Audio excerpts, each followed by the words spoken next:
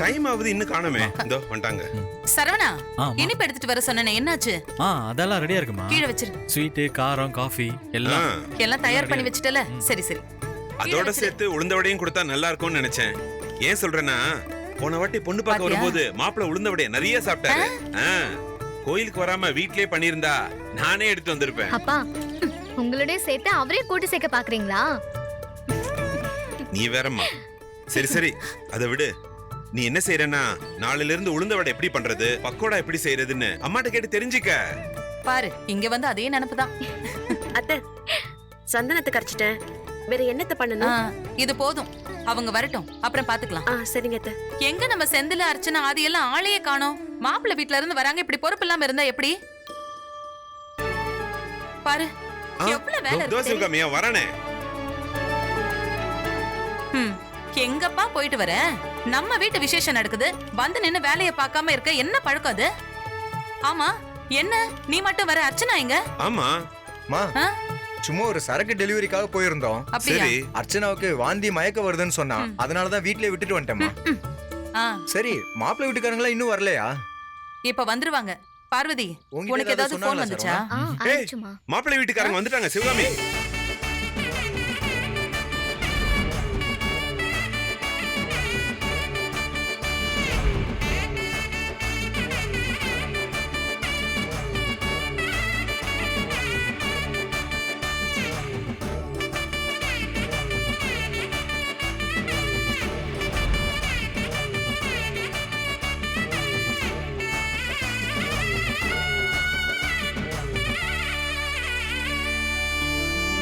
இப்பதான் நிச்சயம் பண்ண மாதிரி இருந்துச்சு, அதுக்குள்ள நாள் கடகடன்னு ஓடி போயிடுச்சு. கொரோனா லாக்டவுன் இப்பதான் வந்த மாதிரி இருக்கு. அதுவே 2 வருஷம் ஆயிடுச்சு. நாம எல்லாத்தையும் ரொம்ப ஈஸியா பழக ஆரம்பிச்சிடறோம். ஏங்க, அவங்க என்ன சொல்லிட்டு இருக்காங்க, நீங்க என்ன பேசிட்டு இருக்கீங்க?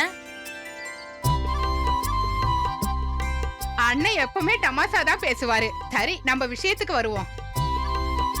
சொன்ன மாதிரியே பார்வதி பாஸ் பண்ணிட்டான்னு பாஸ்கர் விஷயத்த சொன்னா. அதான் கல்யாணத்தை என்னைக்கு வச்சுக்கலான்னு பேசி முடிச்சிருவோன்னு கிளம்பி வந்தோம்.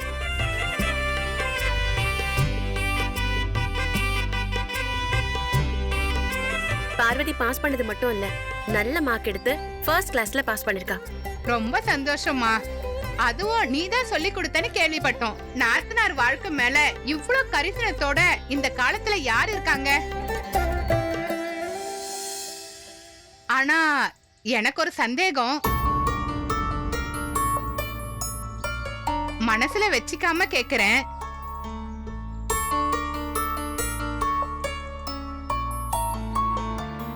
இப்போ பார்வதி நிறைய மார்க் எடுத்து பாஸ் பண்ணிருக்கான்னு சொல்றீங்கல்ல, அவ மேற்கொண்டு படிக்க போறாளா எப்படி? ஐயோ இல்ல ஆண்டி, எனக்கு அப்படிலாம் எந்த ஐடியாவும் இல்ல. ஆமா சம்பந்தி, ஏதோ நல்லா படிச்சு தேறி வந்துட்டா. மத்தபடி கல்யாணத்தை பண்ணிட வேண்டியதுதான். ஆனா அதுல ஒரு விஷயம் தான் யோசிக்க வேண்டியிருக்கு. சொல்லுங்கம்மா, என்ன விஷயம்? அது வந்து நீங்க பேசுறத வச்சு பார்த்தா உடனே கல்யாணத்தை வச்சுக்கலான்னு சொல்ற மாதிரி தெரியுது. ஆனா நாங்க அதுக்கு கொஞ்சம் தயாராகணும். நிறைய செலவு இருக்கு. பொண்ணை பெத்தவங்களுக்கு சில கடமைகள்லாம் இருக்குல்ல. அட என்ன சம்பந்தி நீங்க, அதெல்லாம் நாங்க எதிர்பார்த்தோமா? அதெல்லாம் ஒண்ணுமே தேவையில்லை. ஆண்டவன் புண்ணியத்துல என் புள்ள பாஸ்கர் பேங்க்ல வேலை பாக்குறான். வருமானத்துக்கு எந்த பிரச்சனையும் இல்ல. நீங்க உங்க பொண்ணுக்கு உங்களால என்ன பண்ண முடியுமோ அது மட்டும் செஞ்சா போதும். கைய கடிக்கிற மாதிரி கடனை உடனே வாங்கி எங்கேயோ சிக்கிக்க வேண்டாம். என்னங்க சொல்றீங்க?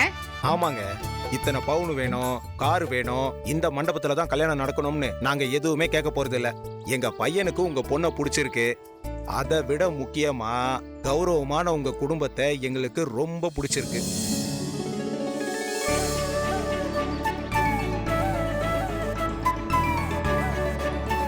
பெரியவங்களை மதிக்கிற குடும்பத்தை நல்லபடியா ஒற்றுமையா கொண்டு போக நினைக்கிற இந்த குடும்பத்துல சம்பந்தம் பண்ண நாங்க ரொம்ப கொடுத்து வச்சிருக்கணும்.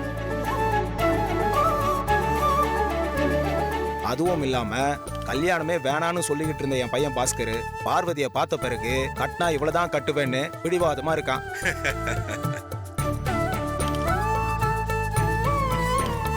இவ்வளோ நாள் பார்த்து பேசி பழகுனதுல எங்களுக்கும் பார்வதியை ரொம்ப பிடிச்சிருக்கு.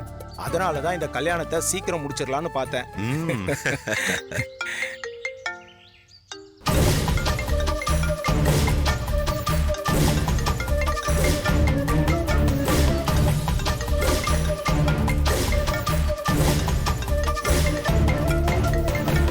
எது கட் பண்ற? போய் பேசிட்டு வா. ஓ அது அதான் பாஸ்கரே சொல்லிட்டாருல்ல, போய் பேசிட்டு வா போ. போய் பேசிட்டு வா போ. கூட படிச்ச பொண்ணு யாராவது இருக்கும். போ போய் பேசிட்டு வா. போ. போ. சீக்கிரம். ரொம்ப அடக்கமான பொண்ணு.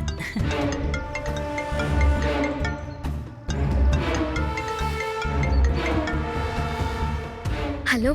என்ன பார்வதி, உன் வருங்கால புருஷன் பாஸ்கர் அங்க கோயில உன் முன்னாடி உட்கார்ந்துருக்கானா? அது வந்து இந்த கல்யாணத்தை பேசி முடிக்க என்னதான் வர சொல்லியிருக்கான். வரட்டுமா? வந்து மொத்தமா முடிச்சு விட்டுட்டா? ரொம்ப தூரத்துலலாம் இல்ல, நீங்க இருக்கிற கோயிலுக்கு வெளியில தான் நிக்கிறேன். 2 நிமிஷத்துல வந்துருவேன். வரவா? வந்து அத்தனை பெரியும் வச்சுக்கிட்டு உண்மையை சொல்லட்டா? அதுக்கப்புறம் ஆரம்பத்துல நீயும் நானும் எங்கெல்லாம் ஊரை சுத்தணும், என்னெல்லாம் பண்ணோன்னு ஃபுல் ஸ்டோரிய சொல்லட்டா? பாஸ்கர் அம்மா அப்பாக்கு இது தெரிஞ்சுட்டா ரொம்ப சந்தோஷப்படுவாங்களே. பார்வதி, என்ன இன்னும் அங்கேயே நின்னு பேசிக்கிட்டு இருக்க?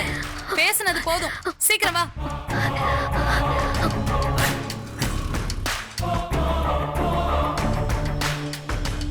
எங்க பக்கமும் அந்த வழக்கம் உண்டு. அப்படிங்களா? விக்கி. சொல்லு விக்கி, எங்க இருக்க? வந்துட்டியா இல்லையா? அந்த ஏரியால தான், பக்கத்துல தான் இருக்கேன்னு நினைக்கிறேன். ஒரு நிமிஷம் லைன்ல இரு.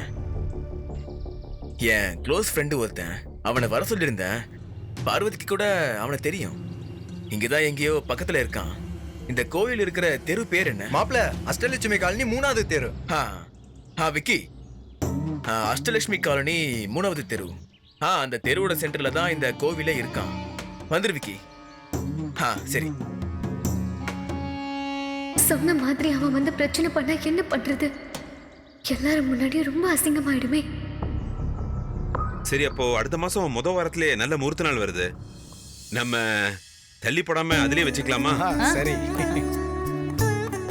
தாராளமா வச்சுக்கலாங்க. எங்களுக்கு பரிபூர்ண சம்மதம். ஏன்பா தம்பி, உனக்கு லீவு கிடைக்கிறதுல ஒண்ணும் பிரச்சனை இல்லையே? அதெல்லாம் இல்லம்மா, எனக்கு ஓகே தான்.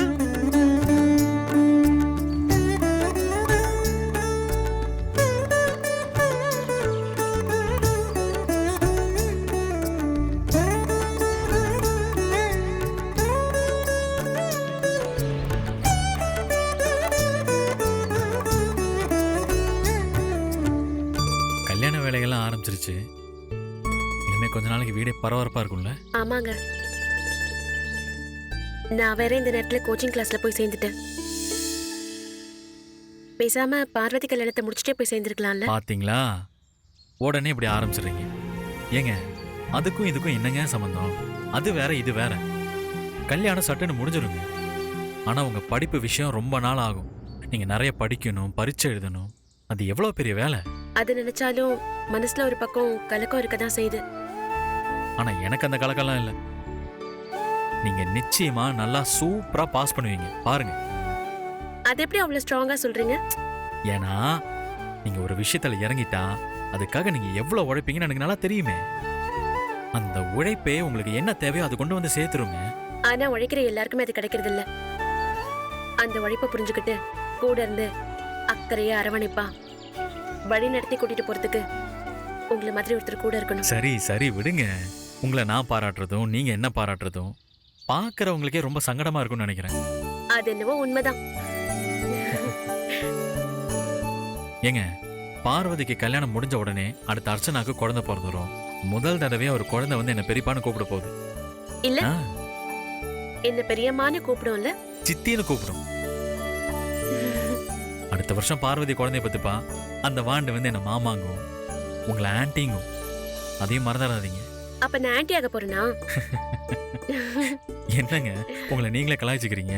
ஆ, நீங்க என்ன கலாய்ச்சிட கூடாதுல்ல, அதுக்காக என்ன நானே கலாய்ச்சிக்கிறேன். நான் ஆன்ட்டி ஆகிறதுலாம் இருக்கட்டும், நான் அம்மாவாகணும், நீங்க அப்பாவாகணும். ஒரு குழந்தை பிறந்து வந்து உங்களை அப்பான்னு கூப்பிடணும்னு உங்க மனசுல தோணலையா? இதுக்கு நான் 10 விதமா பதில் சொல்லிட்டேங்க. நீங்களும் விடாம திரும்ப திரும்ப அதே கேட்டுட்டு இருக்கீங்க. சரி பரவாயில்ல, இருக்கட்டும்ங்க. நீங்க எப்ப அப்பாவாகிறது? ஒரே பதில் தாங்க. நீங்க போலீஸ் ஆகணும், ஐபிஎஸ் ஆகணும். நீங்க காக்கி சட்டை போட்டுக்கிட்டு நல்லா கம்பீரமா நடந்து வரணும். இதெல்லாம் நடக்க டைம் ஆகுங்க. ஆகட்டும்.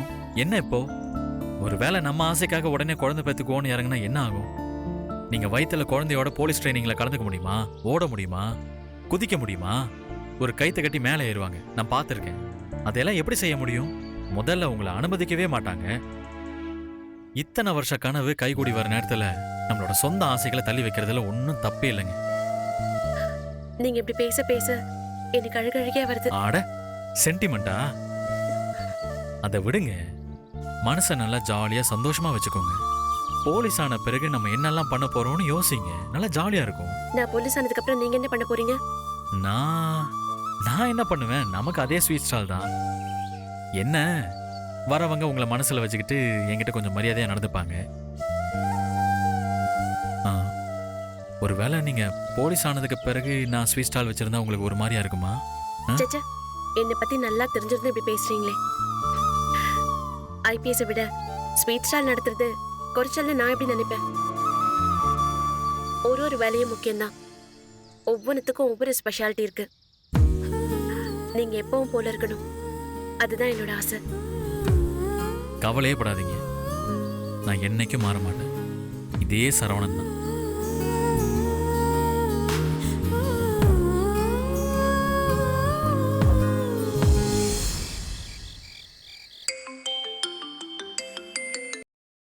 சொல்ல அர்ச்சனா. அப்பா பிரியாலாம் எங்கம்மா இருக்காங்க? அப்பா வெளிய போயிருக்காரு, பிரியா உட்காந்து டிவி பாத்துட்டு இருக்கா. சரி, நாளைக்கு 3 பேரும் எந்த வேலையும் வச்சுக்க வேண்டாம்.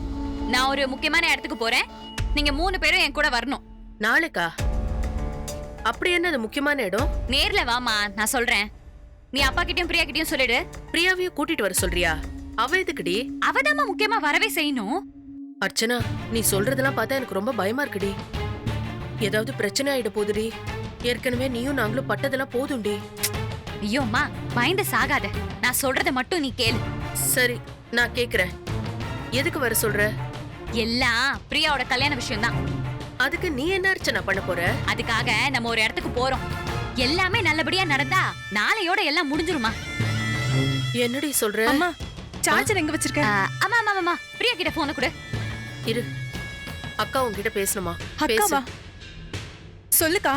பிரியா, நான் சொல்றத கவனமா கேளு. அம்மாவும் அப்பாவும் விஷயத்த சொன்னா பயந்துருவாங்க. நான் உன்கிட்டயே சொல்றேன், நாம உன் கல்யாண விஷயமா ஒரு முக்கியமான இடத்துக்கு நாளைக்கு போறோம். போற வேலை சரியா நடந்துருச்சுன்னு வச்சுக்கோயேன், ரொம்ப சீக்கிரமே உனக்கும் பாஸ்கருக்கும் கல்யாணம் முடிஞ்சிரும். நான் அம்மா கிட்ட விவரமா சொல்லி நீ கிளம்பி வரும்போது நல்ல அழகா குடும்ப பாங்கான பொண்ணா கிளம்பி வா. அத நான் பாத்துக்கிறேன்க்கா, கண்டிப்பா வந்துடுறேன். சரி சரிக்கா. சரி, ஓகே, பை. இந்தம்மா. என்னடி சொன்னா? உன்கிட்ட சொன்னதுதான் என்கிட்டயும் சொன்னா.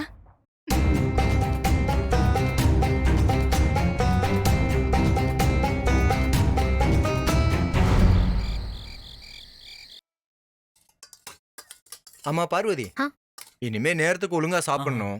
போதும் போதும். இன்னும் எத்தனை நாளைக்கு இந்த வீட்ல இருக்க போறோன்னு தெரியல. என்னென்ன நீங்க விரட்டி விடுறதுல குறியா இருக்கீங்க? ரைட்டு விடு, அப்ப கல்யாணத்தை அடுத்த வருஷம் தள்ளி வச்சுக்கோமா. எப்படி ஷாக் ஆகுற பத்தியானே? இவ ஒழுங்கா படிச்சு பாஸ் ஆனதே சீக்கிரம் கல்யாணம் ஆகணும்னு தான். கரெக்டா? அப்படியே வச்சுக்கோ. இப்ப என்ன? பார்வதி, ஒரு விஷயத்த நீ எப்பவுமே மனசுல வச்சுக்கணும். மாப்பிள்ளை வீட்டு ஆளுங்கெல்லாம் ரொம்ப நல்லவங்களா இருக்காங்க, நல்லா பழகுறாங்க. மாப்பிள்ளைக்கு ஒன்ன பிடிச்ச மாதிரியே மாப்பிள்ளை வீட்டுல உள்ளவங்களுக்கு நம்ம குடும்பத்தை ரொம்ப பிடிச்சு போச்சு. அதனாலதான் நிச்சயதார்த்தம் முடிஞ்சும் இத்தனை மாசமா பொறுமையா இருக்காங்க. இப்ப வந்தப்ப கூட உங்க வீட்ல 2 மருமகளுங்களும் ரொம்ப பொறுப்பா இருக்காங்க. பார்வதியும் அதே மாதிரி எங்க குடும்பத்துக்கு ஏத்த மருமகளா இருப்பான்னு நம்பிக்கையோட சொன்னாங்க. அது ரொம்ப முக்கியமா. அதனால சமையலா இருந்தாலும் சரி, வீட்டு வேலையா இருந்தாலும் சரி, இங்க இருக்கும்போதே பொறுப்போட கத்துக்க. புரியுதா நான் சொல்றது? புரியுதுமா. அதாவது பார்வதி, நீ படிப்புல வேணா சந்தியா கிட்ட அட்வைஸ் வாங்கி படிச்சிருக்கலாம். ஆனா இந்த சமையல் வீட்டு வேலைலாம் சந்தியாவை நம்பாத. ஏன்னா அவளுக்கே அதெல்லாம் தெரியாதுன்னு அத்தை சொல்றாங்க.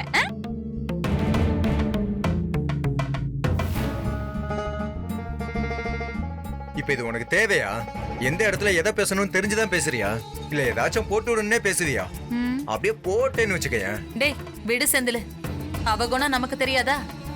அவளுக்கு எப்பவும் சந்தியாவை குத்தி பேசிக்கிட்டே இருக்கணும். தெரிஞ்சது தானே. இங்க பாரு அர்ச்சனா, சந்தியா வீட்டு வேலைக்கு லாய்க்கு இல்லதான். ஆனா அவளால எது முடியுமோ அதை நல்லபடியா எந்த குறையும் இல்லாம பண்றா. கூடுதல் உழைப்ப அதுக்கு கொடுக்கறா. அத மறந்துட்டு நீ குறைய மட்டுமே புடிச்சுக்கிட்டு தொங்கிக்கிட்டு இருக்காத. புரியுதா? புரியுது புரியுது. அவளுக்கு சப்போர்ட் பண்றதுக்கு இந்த வீட்ல ஒரு படையே இருக்கு. நமக்கு இவர் கூட இல்ல. சமையல்ல நல்லபடியா கத்துக்கிட்டியாமா? யாரு இவளா? போன வாரம் சப்பாத்திய அரிசி மாவுல பண்ணுமா கோதுமை மாவுல பண்ணுமான்னு டவுட் கேட்டுட்டு இருந்தா. நீங்க வேற. உண்மையாவடா? இதெல்லாம் ரொம்ப டூ மச். நான் ஒன்னும் அப்படிலாம் கேட்கல. அரிசி மாவுல சப்பாத்தி செய்ய முடியுமான்னு தான் கேட்டேன். இது கூட தெரியல பாரு.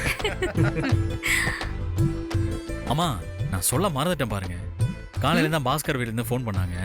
நாளை மறுநாள் நல்ல நாளா ஜவுளி எடுக்க போலாமான்னு கேட்டாங்க. ஜவுளியா?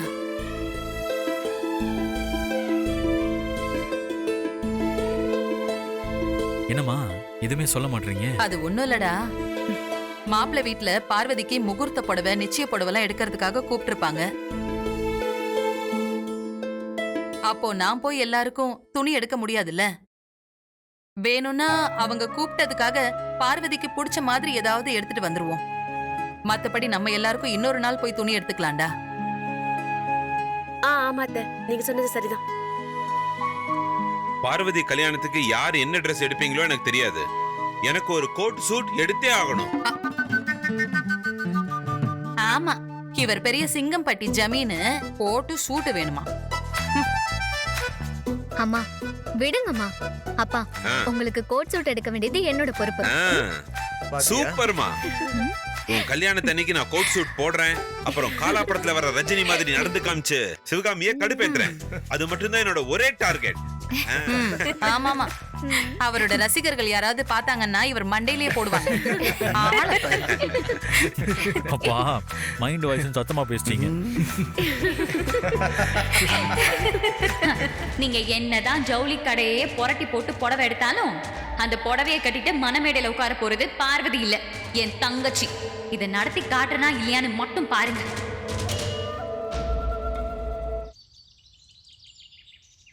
3 மணிக்கு வீட்டுக்கு வரணும். சாப்பிட்டு 9:30 போல மேக்ஸிமம் தூங்கிடணும். காலையில 6 மணிக்கு எழுந்துட்டா பரபரன்னு வேலையெல்லாம் பார்த்து உங்களை அனுப்பிட்டா. அதுக்கப்புறம் ஈவினிங் வரைக்கும் என்னோட டைம். அதை எப்படி வச்சுக்கணும்னு நான் பிளான் பண்ணிப்பேன். ஓ, ஹெவி பிளான் வச்சிருக்க போல இருக்கே. அப்போ கேரளா டூரு, மூணார் ஹனிமூனு, கோவாக்கு ட்ரிப்பு இதெல்லாம் அதெல்லாம் உண்டு. அதுக்கெல்லாம் எக்ஸ்கியூஸ்.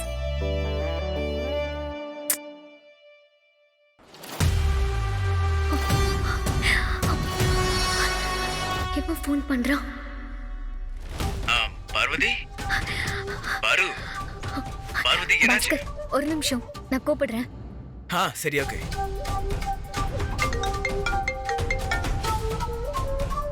ஹலோ. பரவாயில்லையே, இன்னொரு லைன்ல பாஸ்கர் கிட்ட பேசிட்டு இருந்தாலும் அதை கட் பண்ணிட்டு என் நம்பரை பார்த்ததுமே அட்டன் பண்றியே. பட் எனக்கு ஒன்றும் இதுல பெரிய ஆச்சரியம் இல்லை. பொதுவாவே இன்னொரு ஆஃபர் வந்தா ஆஃபரை யோசிக்காம தூக்கி எறிகிற ஆள் தானே நீ. முதல்ல பாஸ்கருக்கு தான் அடிச்சேன். அவன் லைன் ரொம்ப நேரமா பிஸின்னு வந்துச்சு. எப்படியும் பையப்புல உன் கூட தான் மொக்க போட்டுட்டு இருப்பான்னு அடிச்சேன். கரெக்டா நீ எடுத்துட்டியே. ஒரு பையனும் பொண்ணும் போன்ல மணிக்கணக்கா பேசுறதுக்கு அப்படி என்னதான் இருக்கு? எனக்கு புரியவில்லையேம்மா. அதுக்கெல்லாம் மனசுல கொஞ்சம் அன்பு இருக்கணும். அந்த கர்மம் தான் நமக்கு இல்லையே. கழுதை பத்தி பேசி என்ன ஆக போகுது? சரி, நம்ம விஷயத்துக்கு வருவோம். பாஸ்கர் கூட உனக்கு நல்லபடியா கல்யாணம் ஆகணும்னா நான் சொல்றத கேட்கறத தவிர உனக்கு வேற வழியே இல்ல. ஒன்னும் இல்ல. நீ பாஸ்கரை கல்யாணம் பண்ணிக்கிட்டு சந்தோஷமா வாழ்ந்துக்க. நான் வந்து குறுக்கெல்லாம் நிக்க மாட்டேன்ப்பா. இங்க பாரு, கல்யாணத்துக்கு அப்புறம் ஒரு நாள் கூட உன் வாழ்க்கையில நான் வந்து குறுக்கிடவே மாட்டேன். God promise. ஆனா அதுக்கு முன்னாடி நீ எனக்கு வேணும். ரொம்பலாம் இல்ல, ஒரு நாள். இங்க பாரு, அப்படி ஒரு சம்பவமே நடக்காத மாதிரி நீ பாஸ்கரை போய் கல்யாணம் பண்ணிக்கிட்டு ஜாலியா வாழ ஆரம்பிச்சிடு. இதுக்கு நீ ஒத்துக்கலான்னு வச்சுக்கிய, நான் என்ன வேணாலும் பண்ணுவேன்பா. ஒத்துக்கிட்டீனா விக்கின்னு ஒருத்தன் உன் வாழ்க்கையில இருந்த ஒரு சுவடே இல்லாம போயிட உன்னை விட்டுருவாமா? இது பாரு, இது நான் உனக்கு கொடுக்குற பெஸ்ட் ஆஃபர்மா. அது பாரு, நல்லா யோசிச்சு பார்த்துட்டு நீ எனக்கு சொல்லு. என்னைக்குன்னு சொல்லு, எங்கன்னு நான் சொல்றேன். பாட்டா, சீக்கிரம் சொல்லு. பாய்.